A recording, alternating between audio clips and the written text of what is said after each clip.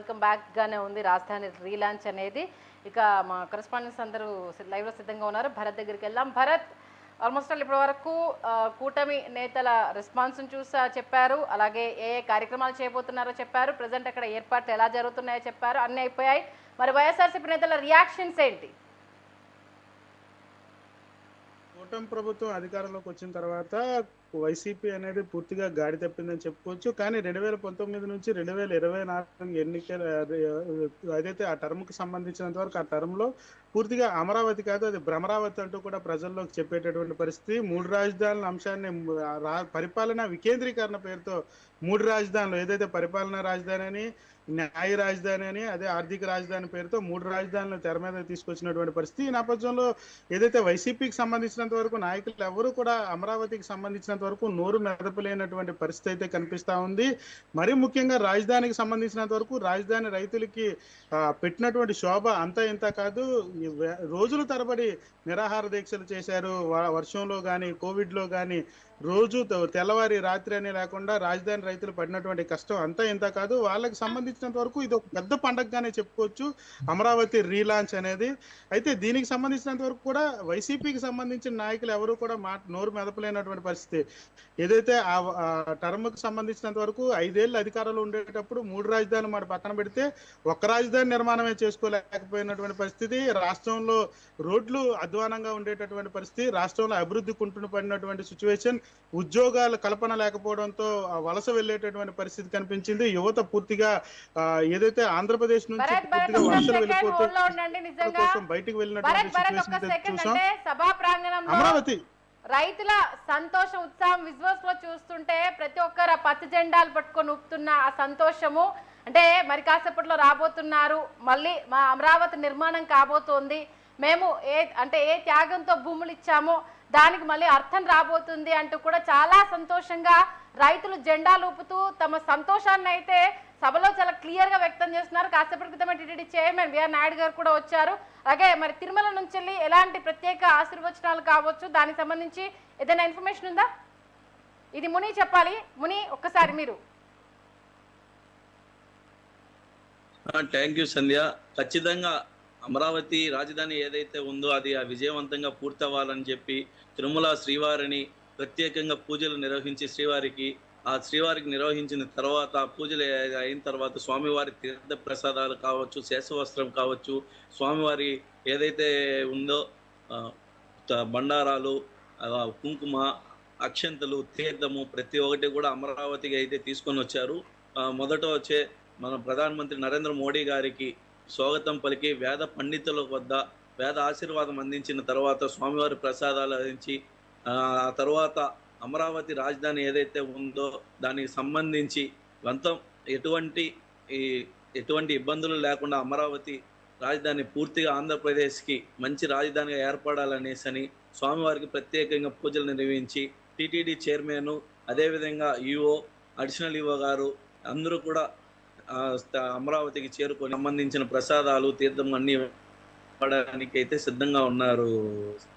Okay ముని, మన కాకినాడ శ్రీనివాస్ కూడా join అయ్యారు. శ్రీనివాస్, ఆల్మోస్ట్ ఆల్ అయితే సభలో జై అమరావతి, జై జై అమరావతి అంటూ కూడా రైతులు అప్పుడు చేసిన పాదయాత్ర కావచ్చు, వాళ్ళ పోరాటం కావచ్చు, వాళ్ళని ఇబ్బంది పెట్టిన తీరు కావచ్చు, వాటన్నింటినీ మర్చిపోయి ఎంతో సంతోషంగా సభలో చిన్నపిల్లలు అయిపోయారు అందరూ.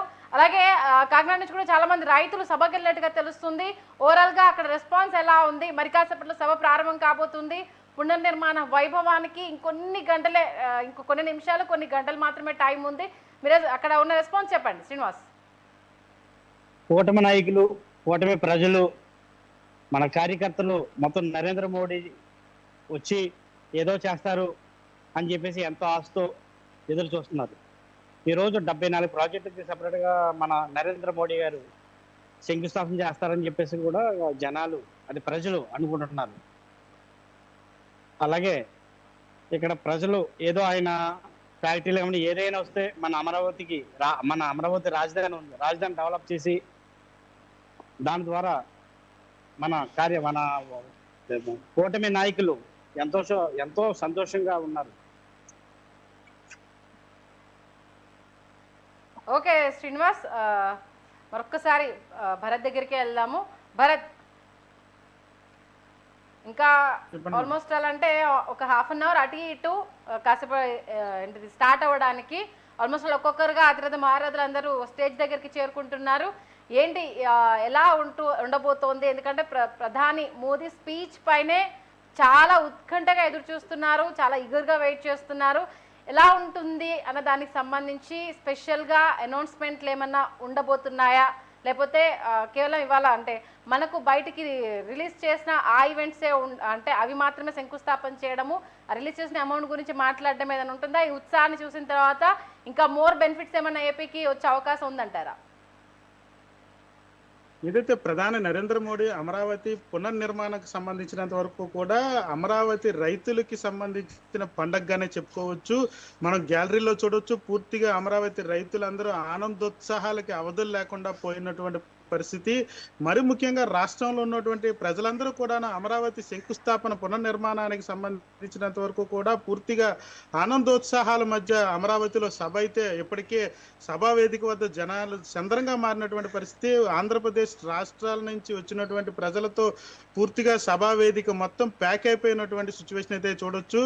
ముఖ్యంగా గ్యాలరీలంతా కూడా జనసాంద్రంగా మారింది. వివిఐపీస్తో పాటుగా ప్రధాని నరేంద్ర మోడీ రాకతో కేంద్ర మంత్రులు కూడా ఆంధ్రప్రదేశ్కి సంబంధించి అమరావతి సభా వేదిక వద్దకి వేంచేస్తున్నటువంటి సిచ్యువేషన్ అయితే కనిపిస్తూ ఉంది. మరీ ముఖ్యంగా అమరావతికి సంబంధించినంత వరకు రాజధాని నిర్మాణంపై ప్రధానమంత్రి మోడీకి సంబంధించి సభను ఉద్దేశించి ఏదైతే ప్రసంగం ఉండబోతుందో ప్రసంగంలో ఎటువంటి వరాల జల్లు ఉండబోతా ఉన్నాయనే దానిపైన ప్రధానంగా అందరూ కూడా వేచి చూస్తున్నటువంటి పరిస్థితి అయితే కనిపిస్తూ ఉంది. రాష్ట్రానికి సంబంధించినంత వరకు రాజధాని నిర్మాణానికి సంబంధించి ఇప్పటికే కేంద్ర ప్రభుత్వం నిధులు ఇచ్చినటువంటి పరిస్థితి ఉంది. అదేవిధంగా వెనకబడిన జిల్లాలకు సంబంధించినంత వరకు కేంద్రం ఏ వరాల జల్లు కురిపించబోతా ఉంది. అదేవిధంగా అమరావతి నిర్మాణానికి సంబంధించినంత వరకు ఎంతవరకు ప్రాజెక్టులకు సంబంధించి ఇప్పటికే నిధులు కేటాయించినటువంటి తరుణంలో మరిన్ని నిధులు కావాల్సినటువంటి పరిస్థితుల్లో కూటమి ప్రభుత్వానికి కేంద్ర ప్రభుత్వం ఎంతవరకు ఊతమిచ్చే అవకాశం ఉండబోతా ఉంది. అదేవిధంగా రాష్ట్రానికి సంబంధించి పోలవరం ప్రాజెక్ట్ అంశంపై కూడా కేంద్ర ప్రభుత్వం వరాల జల్లు కురిపించే అవకాశం ఉండబోతా ఉందా?